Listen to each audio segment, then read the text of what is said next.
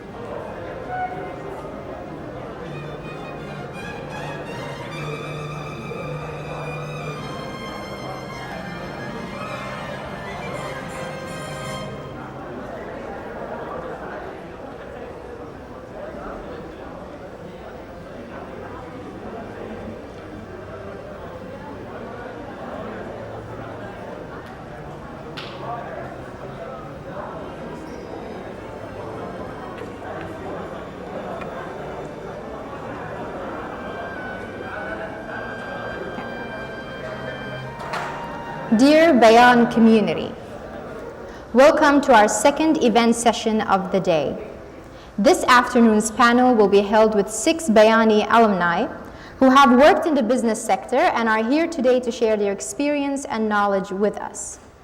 Today's panelists are Mr. Hamid Amin, class of 1998, graduated with a degree in Management Information Systems, currently the owner and CEO of Network Integrated Business Solutions and Director of Sales and Marketing and co-owner of Best of Bahrain and House of Travel.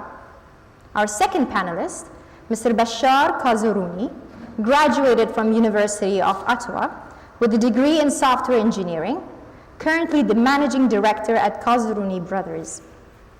Our third panelist, Mr. Mohammed Al-Yaqoubi, class of 2006, graduated from City University in London with a degree in Investment and Financial Risk Management. Currently an Executive Director in Mohammed bin Ishaq Group of Companies and serves as a Director, Executive and Non-Executive in several other companies. Our fourth panelist, Sheikh Salman Ibrahim Al Khalifa, class of 2008, graduated from King's College with a degree in mathematics with finance and management and a master's degree in finance with the London School of Economics. Currently, he's a real estate senior manager at GFH Financial Group.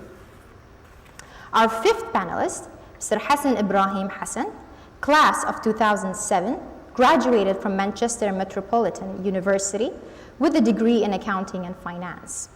Currently the managing director of several companies, including Bahrain Ice and Drinking Water and Trans Global Contracting.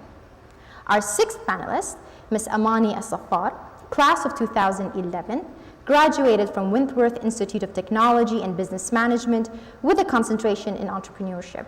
Currently the co-founder and chief technology officer of Vent Online Marketplace. Please help me welcome to the stage our panelists.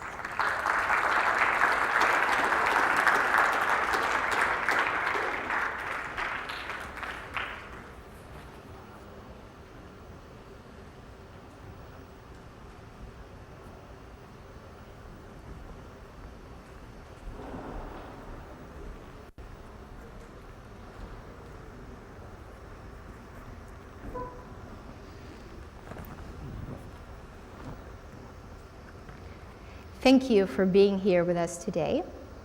Since all of you come from different business sectors, we would like to ask you, what does it take to make a business successful? Anyone can start. I can go. There's a lot of things that is necessary to make a business successful, but If I had to choose the most essential, I would say it would be the business's ability to align with the market's needs. So basically flexibility. At this time and age, a business really needs to be agile in order to fulfill everyone's needs. There are new technologies coming up every day, new platforms, new competitors. The market is changing rapidly. So I would say it's essential for the business to be able to adapt itself to the changing environment of the market, to the changing demands of their customers. Otherwise, with time, a business will find itself lagging behind. It's going to find itself becoming obsolete. So flexibility is key, I would say. Okay, thank you very much, Ms. Amani. I guess knowing your market, studying your market very well, see what it needs. Before I go into creating network integrated business solutions, the market in Bahrain and the environment was seeking cybersecurity solutions. So I took a while to study the market, see what it needs, what it takes to actually make the company work and stand up on its feet. So I approached the best solutions in the market, tried to tie up with them, see what's the market requirement, and I went for it. Thank you. Anybody else? My top tips for building a good and reputable business in Bahrain is, first of all, patience. You cannot go to the top of a building without climbing a ladder. So patience, then you have good communication skills. Without communication skills, you cannot reach your goals. And you have to draw a business plan, a proper business plan. You have to follow the steps that you draw for any long vision. So basically, without a proper business plan, you cannot get in a race without knowing where is your finish line. So that's very important to set a mission and follow these steps. There are many things that can make a business successful, but with setting the right people, you can pursue your goal. You have to have a strong team, a strong accounting team, finance team, HR team. So with the right people, you can achieve your goals. And for me, as an advice, I would rather choose something, a business you're passionate about. It is, if it's not your field and you have no passion in this field, there is no point. But pick up a field that you actually like, and then from start in baby steps, and then you can reach your goals. Nothing is impossible in this market. We are lucky to be in a country like that, where everything is possible. We have the support of the government of Bahrain. We have many organizations in Bahrain that can support you to have a successful business like Temkeen, like Tenmu, like Bahrain Development Bank. So you can utilize all of these supportive organizations that the government set to help us reach our goals.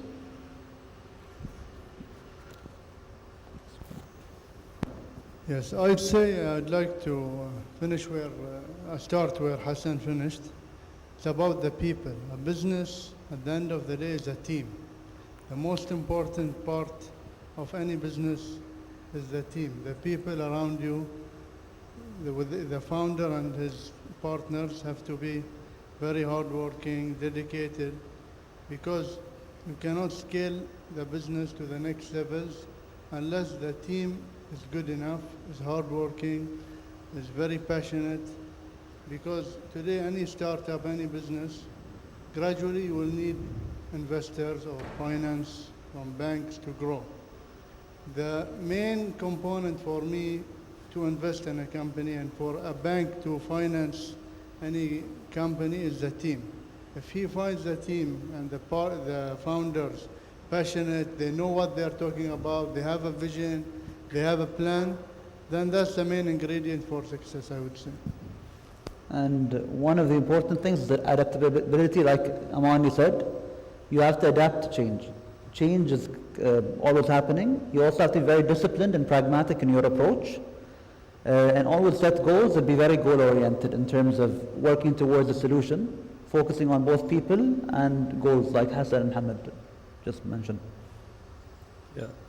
Basically, from my experience, the best thing to have is initially a business plan. In the business plan, you're going to have the vision of the company, and you're going to have the mission of the company. And that thing has to be concrete, and it has to be very clear to the whole people in your organization. And once you have set that and you know what is your company about, what are your goals, what do you want to achieve, what kind of quality do you want to, or let's say product do you want to give to the customers, then it comes down to 4 main players. The first one is the top management commitment. The top management of the company has to be having a very good commitment to the vision of how can we give this product to the end customer. What do we want to offer the customer? Is it a good price? Is it a certain product available, let's say, conveniently to the customer at a certain level? The second level will come to the team that you have under you. So basically, you really have to have a skilled team. You cannot just bring any team and just expect that the top management will run the whole show. You have to have a skilled team under you, and your job as a top management, you need to make sure how all of these team members work together, whether it is marketing, finance, purchasing, every single department in your company, PR, everything. The third thing you need to think about is the product that you're providing. It has to be consistent. It has to always be at a certain level that you have set it at. These are some of the things that I believe that every company, if they want to be successful, you have to have the good supplier also for your products. So, and the last one, last but not least, your customer. Because we're all working here for the customer. The customer is the one who's paying you for the product, for the service that you're providing. If you want to provide them, if you want to have a successful business, you really need to make sure that you juggle all of these things together efficiently, going back to top management commitment, the skilled staff that you have, the product quality, and I forgot the fourth one. So all 4 of them, you have to make sure that you juggle them together. So that will make a successful business. And of course, you have to adapt it from time to time. You have your skilled staff who most probably usually have to be even knowing in their field better than you. So when you're employing even a team, these are your soldiers. These are the ones who will work towards the aim that you have put in your vision. So in order to run your company, you need to have everybody aligned with you. So that would make a successful business. I just want to add a small part. I mean, one major element is patience. Be patient. Don't expect to start a business and then be successful all of a sudden. It doesn't work that way. Be patient. You will be successful when the time is right. Don't be in a hurry. Thank you so much. The second question, partially, some of you have answered it, but maybe if you can break it down for us. The question is, what would you say are the most important initial steps to start up a business in Bahrain? I would say amongst the most important, as we've mentioned earlier, is studying the market as a whole. You need to find the gap that you're trying to fill, and you need to find out who your target market is. After doing all of that, you need to realize all your assumptions. What I mean by that is that sometimes you could have a brilliant idea and you can think that it solves a certain problem with this certain market, and this target market will flock to it because it's brilliant, right? But the reality of it is that these are all assumptions. You need to figure out which of these assumptions are true and which are false. And the most effective way of doing that is by actually talking to your potential customers, whether it be through interviews or questionnaires. You need to get insights from them. You need to collect as much data as you can from them. And through that process, you're going to find yourself with a more refined business plan. You're going to figure out that some aspects of it were actually going to be a form of waste, whether it be energy, effort, money. So talking to your customers, the potential customers, and figuring out which of your assumptions are true or false. I think that's one of the most important initial steps that you need to take before starting a business. Should I go ahead? Or? Okay. Actually, with regarding to entrepreneurship, starting a business, basically you're going to be an entrepreneur. And if you want to go into any journey in life, you have to surround yourself with the like-minded people. So if you want to start to be an entrepreneur, you need to have entrepreneurs around you. So where do you find entrepreneurs? Where can you find them? Because these are the people who will give you the energy to go forward. So in Bahrain is one of the hubs of entrepreneurs. There are so many seminars that have entrepreneurs, so many groups. On Instagram, there are so many platforms, I think Tenmo and things like that. They talk about so many companies that are willing to give you all the tools required to start your business. I think go with these groups. For example, from my experience, I joined a group, it was called UNIDO. Basically in UNIDO, you go there, people are coming with different, they want to be entrepreneurs. So many people want to be entrepreneurs. When you go there, you will notice that each person there has a totally different idea. Not all of them will have one idea. Not everybody wants to make like a burger shop or something that everybody else is doing. Every single person is unique. And you have to know that. You are unique. You have your own thoughts. You have your own skills. When you're in these groups, you're going to see, as a mentorship, they will give you the tools. And while you're with them, they're going to tell you, for example, we need to, in my business, I did a business plan. In my business, right now, I've reached this step in creating my business. What should I do next? As you're surrounding yourself with this kind of people, you will clarify. Maybe right now you're in a brainstorming phase where you're thinking, I can do this, I can do that, I can do this. You need to narrow it down. So as you're sitting with these people, you're going to narrow down what you want to take as a passion. And once you decide it, you're going to go and learn the skill required to do that business. You will take it from there. In Bahrain, we have so many support systems that you have. For example, once you have your business and you want to start it, you can have Temkeen. There are business incubators in Bahrain. You can go to, there is something called Sadirat, which is Export Bahrain. So many people, it's such a positive energy place that you have to be in. You go out of this, of course, you're going to hear so many skeptical people, be careful, don't do that, it might work, it might not work. It's okay. It's okay. You guys are young, you're going to finish, you're going to go to university. After university, you're going to maybe start working somewhere. Do your entrepreneurship as a part-time. Do it in your spare time, in your free time. You will have fun, so you have some fun time.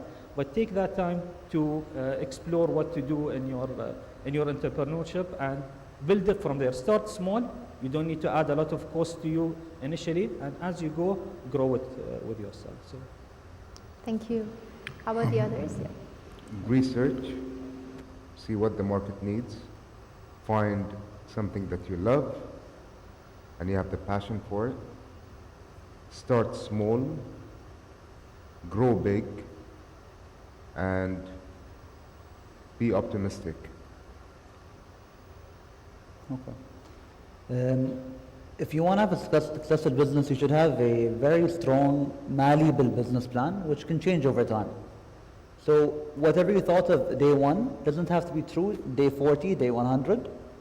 You should have achievable milestones and take calculated risk where you try to obviously get the best value for your time and effort. So I think having a business plan is the most important part of setting up a startup or a business in Bahrain. It will be like a roadmap for you, and it will also be a reference point for you later on. I think I would like to add, the panelists have all given a lot of the basics and the most important steps. I would just like to add that because of Bahrain's uniqueness and small market size, try to think of Bahrain as your pilot, the place where you start the business, you try it, you make use of all of a lot of support ecosystem for the startups. As the panelists mentioned, we have a lot of platforms in Bahrain which support the startup community. So start here with the vision of growing regionally. Bahrain market, there is a lot of opportunity, but growing is even, it should be your target. Start with the vision that Bahrain, you will start, you will experiment, you will learn, and you will move into the regional hubs next door. Thank you, Muhammad. Adding to this is seek help. There is no issue with seeking help. Ask here and there. To start a business, for sure you need to do, before starting or entering into a business, you need to know your market. By the way, not what we see. We travel sometimes to Dubai, to London, to the UK, wherever. We see businesses. Not every business we see we can adapt the same in Bahrain, or the market is different. So you have to, we have, as Mr. Mohammed said, yes, we have a unique market. So you have to choose what is fit to our market. And there is no issue with seeking help. Always ask, inquire before taking any step. Then you have to do a feasibility study. For you to do a business, you will have to have a feasibility study before taking any step forward. You have to calculate your risk as a person. If I have 10,000, Mr. Muhammad might have 20, Mr. Salman might have 50. Each one has his own capital investment that you have to stick to and take your risk. Maybe I have 20, but I can risk 10. So I will do a feasibility study and might, for example, I would like to open a restaurant, let's say. If my budget is X 20,000, I cannot open it in Adliya. I will rather choose somewhere in Hamala or another location. That is one more aspect that you have to concentrate on, location. Before you do any business, you have to know where is your location, whether it's an office, whether it's a good or service that you're providing. You need to know your location. You need to do your due diligence. So we have to know where are we going, what is the risk we are taking, what are we getting ourselves into. And then we're ready. As I said, nothing is impossible. Everything can be accomplished, but you have to set the right goals, take the right decision and the right time. Thank you. Thank you so much. So now we're going to ask questions that are directed to each panelist. But anyone can answer, you can add on to someone else's panelist if you wish to do so. So the first question goes to Amani. What should you look for in a business partner? There's a lot of things that you should look for in a business partner, such as shared goals and values, trustworthiness, them being easy to talk to, financial stability. But I would say one of the most important is a complementary skill set. What I mean by that is if you went ahead and you chose a clone of yourself as a business partner, then nothing new will be added to the table. If you lack in a certain aspect of the there's a different skill set, there's there's room for new things to be added to the table, and at the same time, with both of your skill sets, you guys can reach a level of success that can't be achieved alone. So I would say a complementary skill set would be key, but everything that I've mentioned is also important, and there are other things you should look for. But I think that would be the most important one. Thank you, Amani. You're welcome. Bashar, since you're more specialized in supply logistics, what is supply chain management, and how do you, as a managing director, successfully administer your company's logistics? So basically, I just have to initially give you a background about what I work. So after I finished university in 2004, I joined our family business, which is basically specialized in importing food products from all around the world.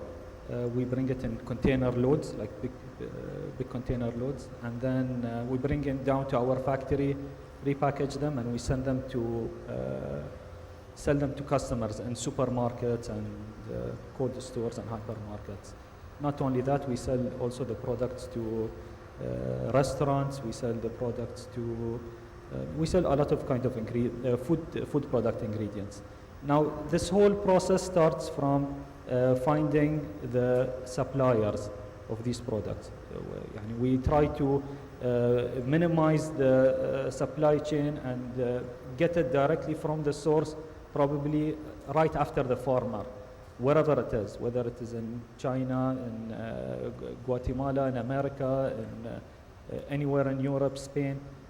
We take these products, we make sure that we're dealing with the best suppliers in those countries. We get the products directly from there. We bring them here to Bahrain,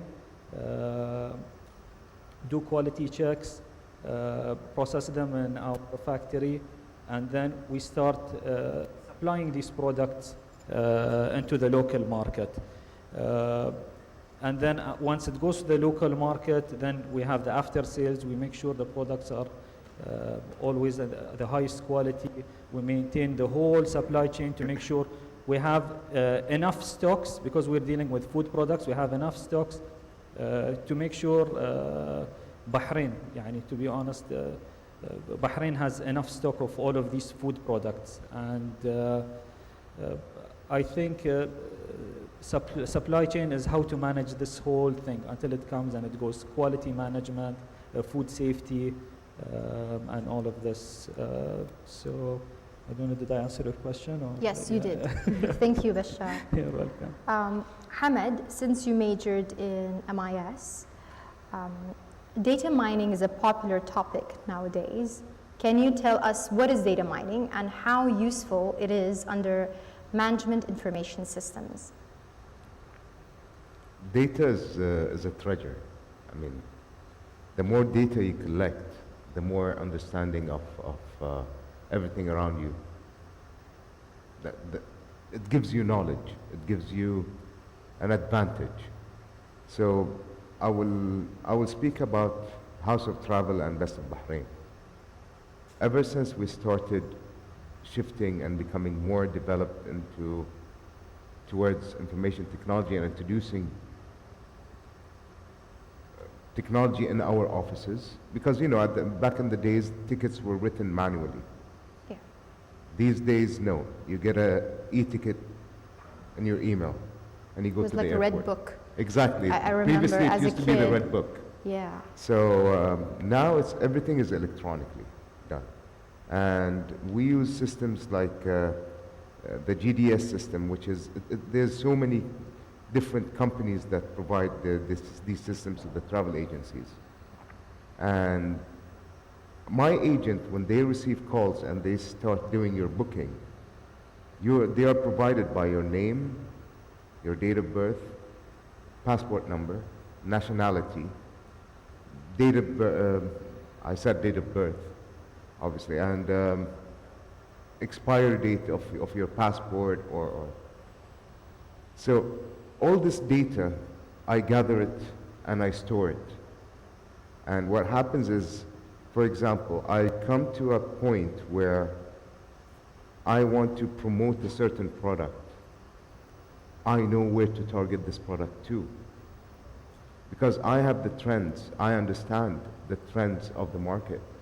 I know that, for example, let's say up to 18-year-olds, 75% or up to 75% of their trips are always about fun.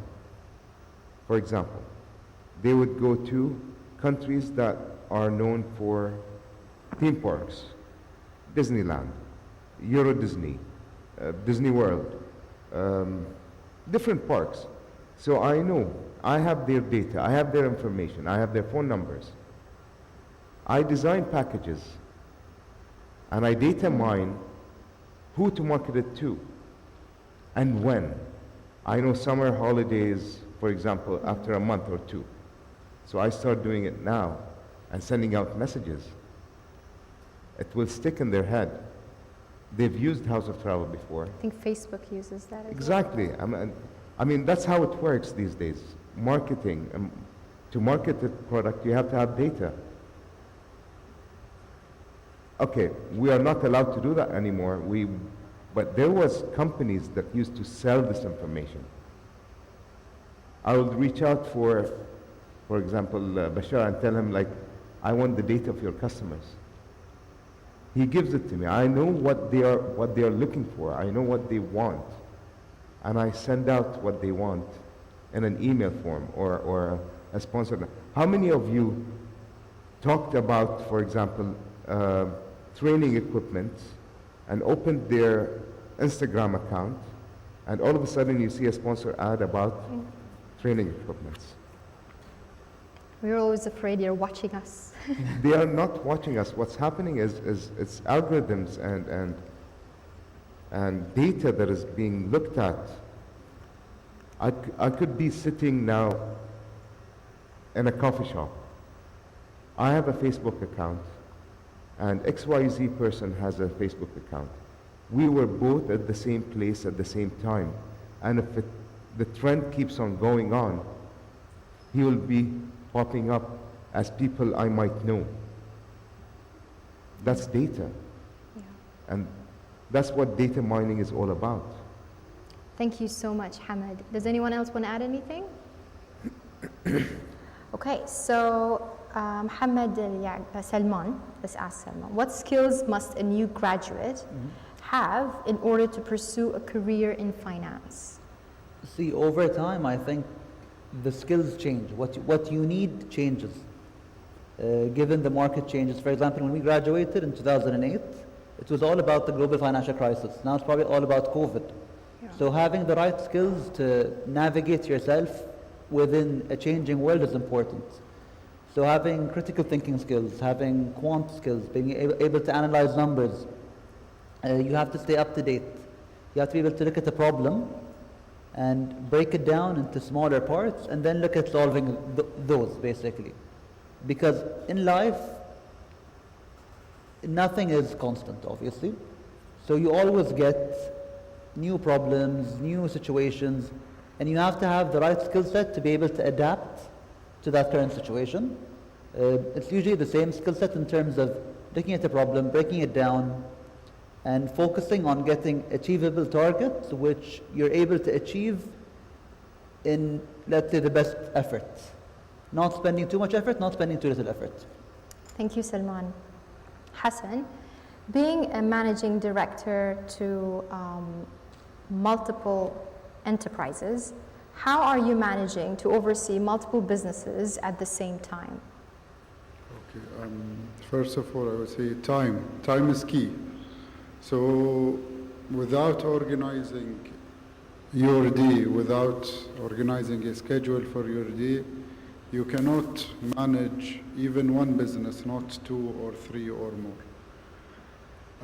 To manage multiple businesses, honestly, you have to delegate between your team. When you have the right team, there is macro-managing and micro-managing. Macro-managing is when you overlook the important decisions of the company, and then you leave the rest of the small decisions or the small managing to the rest of your staff. So to manage a few companies, it's not easy. Even to manage one company is not easy, but it is possible. Yes, it is possible when you set the right goals and have a time chart that you are following, that you can distribute your day on what is required. You will require regular follow-up, regular meetings with them. And you have to have a daily schedule with your staff of each and every company. What write down on a paper note. Oh, I need to follow up this and that. For example, for me, I'm managing a few businesses that are within the same product line. Let's say water. So we have water bottles, we have ice, we have water tankers, but we have divided each division alone, so each division has its own team that you can hold your staff questionable. Why did this mistake happen? Why is the delivery late? Why are you not meeting the target sales? Give your employees a target. Meet the target. If they don't, you have to sit with them, question them. If not, employ other people. So everything is manageable when you have the right people around you, the right business strategy. And I want to add one very important thing is communication. Communication. If you have the right channel of communication between you and your employees, you have a proper organizational chart in your company, then things will be organized and you can pursue your goals easily. Thank you, Hassan. Mohammed, in general, has the COVID-19 pandemic changed the role of risk management within the financial industry? Yes, definitely and massively. Risk management globally has changed. Now you can see here we have risk management. Everybody is wearing the mask.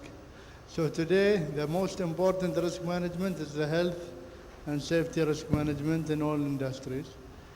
Of course, in the financial industry, the major challenges that came with the lockdowns and with the business disruption and with the transfer from offline to online. So in the financial industry, there's massive challenges. That's why you can see central banks, they are giving grace period after grace period to avoid a bubble of credit and financial distress. Now things are moving, so the mentality of risk management within financial markets and within any business community has changed a lot. Before the pandemic was something theoretical that you will only read 2 pages in a whole book about. Now the pandemic is a major threat which all of us will have in mind for many years to come.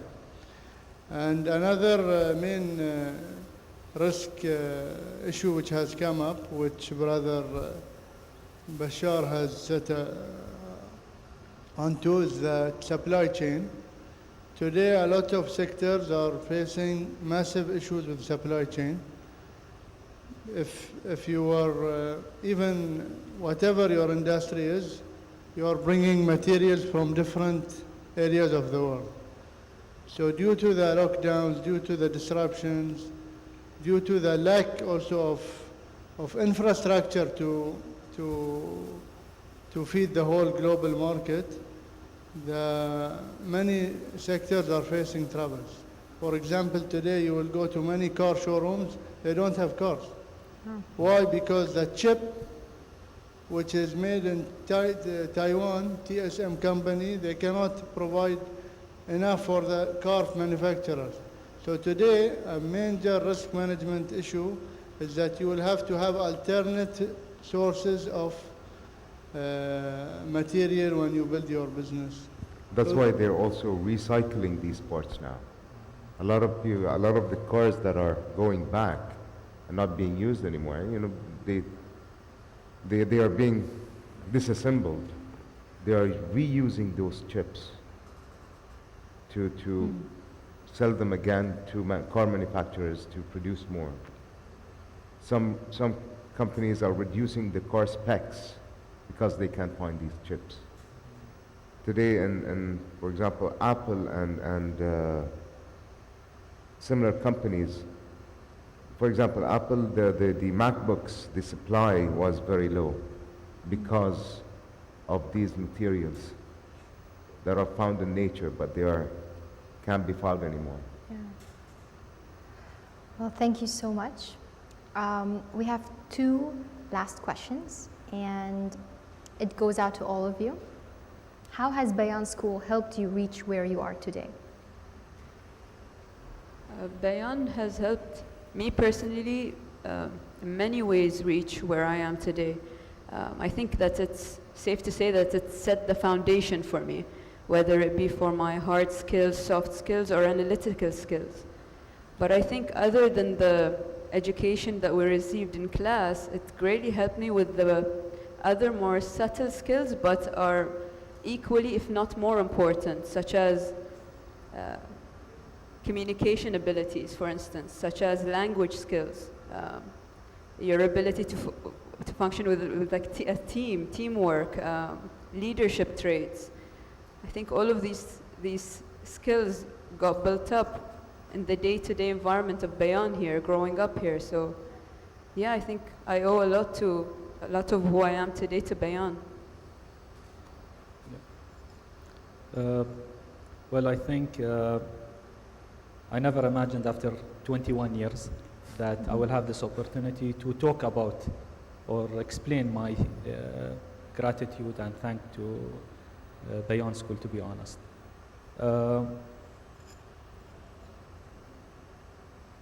When Bayon School, because they haven't, because they're implementing the IB program, they are providing you with international high-class education system, and the way they have, they have set it up, and the way all the resources that come with it, from the top management in the school up to the teachers. I've learned a lot because of IB. And the IB program basically, because I did IB in grade 11 and 12, once I graduated from Bayon School, my first year university was almost a repetition of what I studied in my grade 11 and 12. It was a repetition of what I did. I was afraid. And 10. Yeah, and 10. So basically what I want to tell you is that please take the opportunity that you have right now to the maximum.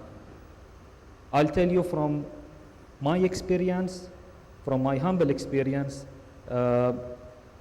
I've studied I did the IB, I did the full IB. I don't know, I just asked before coming on stage, do they still have higher level, standard level? Alhamdulillah, I did full IB. I graduated with high distinction from Bayon School. Then I went to university. As I told you, the first year was almost a repetition of whatever we studied here. So that was one of my fears before going to university. I was fearing I'm going to go there to Canada to study in University of Ottawa. I felt like I might be less than them. No. They were less than us. Yes, they were less than us. That's the same comment was given by the previous panelists. Yeah? It's really true. I just want to make you guys understand, and the pressure that you have. I just heard just one of the comments. I understand it's a lot of pressure. I understand it's a lot of pressure. I really, maybe by grade 12 also, because you have a program. They have a program. Sorry, am I going to take a long time or is it okay? No, it's okay. I'll take my time. It's okay. So basically, you have a curriculum. You have to do it in 2 years. By grade 12, you see they want to finish the syllabus. I don't know if they still call it syllabus or not. They want to try to finish it quickly, and there is so much pressure. But we were going through it. This pressure that we took it while we were in high school, When we went to university, it was a piece of cake. I can see faculty and staff laughing about that when you mentioned that. يعني what I want to tell you is that every opportunity you have in life, please take it to the maximum. I'll say it in a different way. School fees are the same for everybody. You take IB, non-IB, full IB, the fees are the same. Why don't you utilize your time and effort into maximizing the opportunity that you have in front of you? Utilize your time. You have time to laugh. You have time to play. You will have all the fun time. But when you're in class, when you're in school, take it to the maximum. You go to university, alhamdulillah, I don't mean to brag, but I felt now I have an opportunity to talk about my experience, and I think that's the point of having a panel, alumni. I graduated from university within 4 years, my 4 years bachelor's degree, I finished it within 4 years from University of Ottawa, and I got high distinction. It was called magna cum laude. Why? Because I felt my parents came and invested in me to come and do something, and why don't I take this opportunity to the maximum? Why not? You're already here. You're going to go to the same class. You're going to do everything. Maximize it. Maximize your time. And this is what's going to make the difference between the high achievers and the normal achievers. Sorry to say this. Push yourself to the maximum. Even now this is in high school. I'm not going to have a chance to talk about after you finish university. But while you're in university, not only push yourself to the maximum, and you will be fine, you'll do very well. Utilize your spare time. There is a lot of time. So I see so many people sometimes they waste their time. Waste some time. Go have fun, go on trips, do stuff like that. Do that. But even when you're in university, maximize it. Work during university. Work part-time. Yes, your parents can provide to you. But why don't you learn that skill? That is skill of entrepreneurship. You'll Learn be asked after graduating from university Yeah. for experience. Like when you go and apply for a job, they will ask you for experience. What experience do you have? And it's sorry, I'll say it in Arabic. It's مو عيب واحد يحط مثلا. I worked at Starbucks, by the way. Me as a student, my family was able to send me to the States to study. I went to the AU. I wanted to work. I had a lot of free time. And yes, I worked as a barista at Starbucks. I worked as a waiter in a restaurant. مو عيب.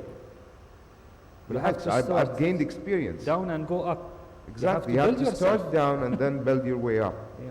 What you see where you're achieving, now you're coming here, you're studying in Bayon school, alhamdulillah, anybody who's in Bayon school, alhamdulillah, your family are doing well, middle higher class of the country. You need to start from ground zero. No, you don't start at the high level. Don't take that privilege. That privilege is your parents' privilege. You start from the ground up. Sorry, I might be harsh a little bit, but I'm trying to tell you. No, that's good. Please start from the ground up. ما في شيء عيب. Go with minimum. Go without even work. Start even without a pay. So what? لا أنا أذر روحي وأقعد وأتعب روحي علشان يعطوني هاي. Some people will come. تشتغل وتعب روحك علشان مثلا 50 دينار 100 دينار في الشهر. So what? Now they're gonna laugh. Let's see later on what's gonna happen. You don't need to prove anything to anybody. Now you guys are all together. Once you finish high school, everybody's gonna go in totally different area. You guys are, very little people are gonna be together, 2, 3, 2, 3, 2, 3, something like that. Then you're gonna go in the real world. You're gonna be all alone. Whatever was being talked about in high school and all of this doesn't matter anymore. Push yourself at every time. Push yourself. Utilize your time. Utilize your youth. Time. I think one other panelist was talking about time. Utilize time. Time is with you right now. Okay? Do, fail. I prefer, if I want to deal with a person, I prefer to deal with a person who has done 4 or 5 businesses and he failed in them, rather than a person, I'm still waiting for the opportunity to go into a business that will be like the bomb and it will hit and everything like that. Fail. That's the time to fail until you're almost 20 something. It's okay. Don't depend and don't blame, please. And one more point I want to say. Sorry, I took maybe most of the time. Okay, sorry. Don't ever blame anybody for how your life is going. Your life is in your control. Your life is in your control. Don't say, Wallah, they told me, my parents told me I would have done this. If the school provided to me, I would have done that. Why? You push yourself. Don't wait for outsider support. You need to be proactive. Depend on yourself, and that's the key to success. Be proactive. Don't wait for anybody. And I go back to the point I said before about entrepreneurship. Find the right support group. The people, the like-minded people who will push you toward the goal that you want to reach to. You want to be an entrepreneur? Go with the entrepreneurs. You want to be an artist? Go with the artists. You want to be an engineer? Go with the engineers. Surround yourself with them. Learn from them. That's how you're going to reach. So, sorry, I took a lot of time. No, That's okay. great. How about the Well, others? Yeah. Bayon gave me confidence. I mean, when I was in Bayon, our principal was Omer Troyer. I looked him up 3 months ago, almost, and I sent him a message. I found him on LinkedIn, and I sent him a message saying, thank you. Thank you, because of you, I was able to go through university. I was able to be successful at work. And I don't blame anyone for any failure I've ever done. And something else that Bayan prepared me to is I used to complain a lot about, I don't know, you remember, Bashar, we used to have the how to write an essay and do a research guide. Yeah. And how to reference everything and all of that. We Yeah. used to have them as guides, and they're thick. We didn't have Google that much. We didn't we didn't have Google back in the days. This goes for It's the not like research. You now, guys have information is Google available. now. Yeah. Google can teach you everything. YouTube. So we used to, really work hard to meet everything that is in the guideline. And I used to complain about it all the time. Like, why do I have to do this? Why am I doing this? Is it gonna help me? Is it gonna add to me? And then I went to university. And I was ready. Something else that Bashar said, we might go with an impression that, oh, they might be better than us. Oh, our education is a bit less. Oh, they are from Canada. They are Americans. Oh my God, they are British. I'll tell you one live experience that I went through. And I swear to God, that day, I thanked God for Bayan so much. So much. In the university, I used to take a class of algebra. Let me tell you, ladies and gentlemen, that I was the only one who got 100%, full 100% on the midterm exam. And guess what they have got? And my class, sorry, there was no one but Americans in it. Guess what the average was? 25%. 25%. And I finished the midterm in 15 minutes. 15 minutes. And I'm talking about a midterm exam. I finished it in 15 minutes. And I looked around. Nobody else has finished except for me. And I was like, am I right or wrong? Do I need to go through my exam paper again? Did I do everything right? Did I miss anything? And I doubted myself. And then I said, like, no, that's it is. That's the thing, that I did what I know what to do. So I told the professor that I'm done, gave her the exam paper, and I told her, please, I know you're not allowed to do this, but I feel awkward. Can you please at least go through the first page and tell me if I did it right? She looked at it. She was like, yeah, all correct. Okay. Thank God. Thank God. Thank you, Bayon. Bayon prepared me. Don't be afraid. Don't be afraid.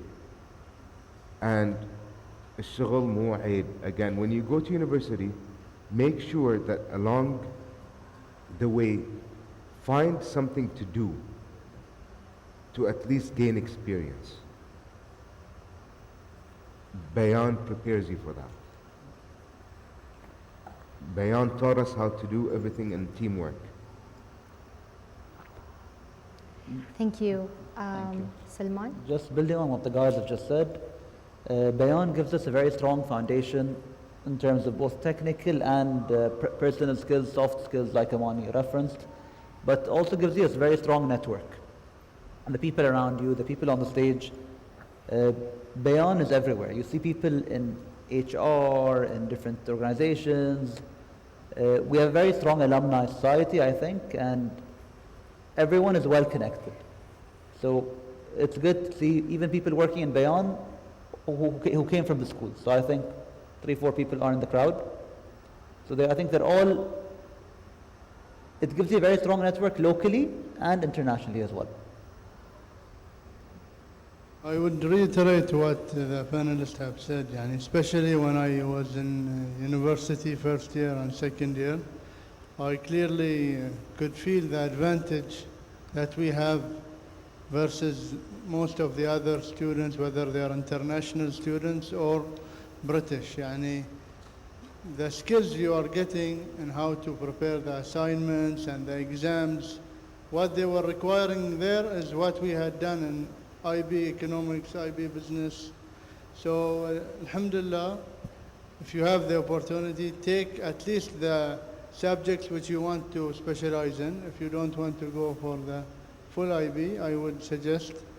But even without, yani, definitely Bayon gave me the right skills, and it's not about the information. It's how to learn, how to write, how to prepare yourself for the exam.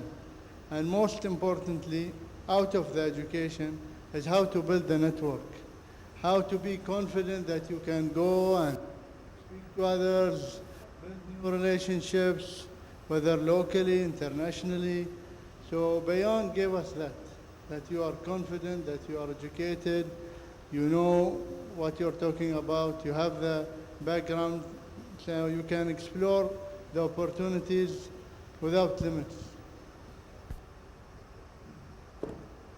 Honestly, we're blessed. We're all blessed to have been graduated from Bayon School. First of all, for the high quality of education that we all got from Bayon, that knowledge is everything, education is everything. Knowledge is the weapon that we will all carry with us throughout our career and throughout our lives. So knowledge will not stop in Bayon. After you graduate, after university, we still go to work every day and we learn new things every single day. And that's how we widen our knowledge. I want to concentrate on one thing maybe no one mentioned is Arabic language. Arabic language is really important that I underestimated when I was in Bayon school. I was like, I wouldn't need it. But then when I came to work, I see our response to ministries, letters, communication. Arabic is our language and it's important, and other languages as well. Us as Bayon graduates or even other students in Bahrain, I believe when you go to the outside world, outside Bahrain, we have better English than most of other Arabs, like our Saudi friends, Kuwaiti friends. That's how the impact we got. Yes, we have still, to be honest, I came to Bayon a few weeks ago to meet Sheikh Amay and some other teachers. Honestly, it was the best feeling to still see my old teachers like Mr. Amran and Yasser and others, and I asked to go and see them honestly, and I'm sure also we have new teachers like Ms. Ghussoon and others that are great, that you will remember in the future and will come back to. One more thing also that I would like to add is in your future, do not forget where you started from. You started from Bayon. It's honestly a pleasure for all of us to come back to Bayon and see how Bayon has developed big time since we graduated in 2007, and now there is a huge difference in education, in the buildings, in the campus. Everything has changed and developed to the better and better, and I'm sure for the future, Bayon has planned to even develop more. One more thing I would like to add is not just education, but also it's the friends we choose when we were in Bayon. The people we choose to surround ourselves with. When you choose the right people, these people have the impact in your life in the future. When you surround yourself with the right friends, each and every person and contact you know can be of great help in the future. Not to underestimate anyone. You have to have a good relationship with whether he's a janitor or a customer service or whoever. Be friends and surround yourself with the right people. That's how you will grow in the future, and that's how you'll develop your future. One last thing also I would like to add why I'm blessed to graduate from Bayon and what I have gained from learning in Bayon is I have built the right foundation for me to take my career. Yes, when we go to university, when we study, we realize the difference. We differentiate ourselves between us and other people that had poor education. It makes a huge difference. Knowledge, there is no harm in learning. I'll give you an example. When I was in university, one of the toughest subjects I had was tax back in 2011. Statistics. And I was like, why am I learning tax? I would never need tax. We don't have it back in the country. But the day came where tax has been employed in Bahrain, and it was of something great that I have the background of taxation and how the VAT is implemented. Thank you very much. Thank you so much, Hassan. Since we don't have enough time, we're just going to open a question from the audience. Just 2 questions we can take. I see a hand there. So my question is to Salman Khalifa. For someone who's really interested in real estate, what advice do you give him? See, there are different reports you should read. There's a PwC annual report on US real estate. And US real estate is probably the most efficient market to look at. CBRE, Cushman, JLL, they all produce quarterly reports on different subsectors of real estate. These days, our focus is on more logistics, less on office, just because of the work from home. And you can get that summary from the PwC Emerging Trends report, which gives a very good insight on what to look at and what trends are in real estate these days. Thank you. Another one? Anyone else? We have one there in grade 10. I had a question about data mining. Are there any ethics or regulations behind data mining? Can you repeat the question again, please? Are there any ethics or regulations behind data mining? Yes. Just a few years back, a new regulation came out that doesn't allow companies to sell that information to other companies. I mean, now that's why you see also on your phones, for example, if you have an iPhone, you have that option to don't allow the app to track, for example, your activity on your phone itself. Uh, you'd be asked if you use a website that uses cookies. I mean, cookies are a s- like a passport of you as a user. It stores all your information, all your trends, and it gives you an alert that this website uses cookies. And do you want to allow it or stop it? So yes, they are taking these things very seriously right now because of a scandal that happened back in the day in the US after the Trump election, and how it was used to make him win and target audience where it, they encourage the non-voters to actually vote, or the people who are voting for the other party to vote for Trump. And it was a huge scandal, and they were selling that information. So yes, rules and regulations are being put in place to control that. Thank you. I think we're going to take one more question from a grade 10. Yes.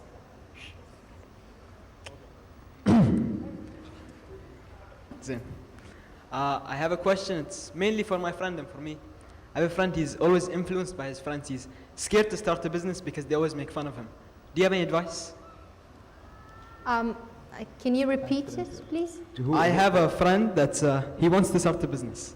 Like in his friends, they always influence him. They say, don't start a business, yeah, you won't be successful. Everyone wants to be a millionaire. Yeah, well, don't allow pessimistic people to affect you. If you have that passion for it and you know that you're going to be successful, or you've studied your business very well, I think basically you should listen to your heart. What does it tell you? I mean, if you love it, go for it. I don't think you should be affected with surrounding people surrounding you. Well, Any other advice? I think also, yes, prove them wrong. Why not? Prove them wrong. They said you cannot do it, you can do it. Prove them without telling them. Just do it. Really. You don't need their approval. You just do it. And if you fail, try. Keep trying. This is the fun of it. Because as I told you before, a real entrepreneur is the one who tried it multiple times. And that's how you are sculpting your skills of how to manage a business, learning how to do your business plan, figuring out what went wrong, and then correcting it. Because a person who doesn't fail, he will never win. You need to fail, and then win. The secret of success is not like this. No, you go this, and then you go up. So they have to fail. It's okay. If they fail, if they fail, it's fine. Keep trying. I mean, Steve Jobs was a failure. He failed like majorly 3 times. He was kicked out of his own company. But he came back. Look at Apple today. It's in most, let's say 95% of you guys in your pockets, you have an iPhone. Or you have an Apple-related product. So failure is not something to be ashamed of. It's a key to success. Yeah. Well, on behalf of Bahrain Bayon School community, we thank you very much for taking the time to engage our students and audience.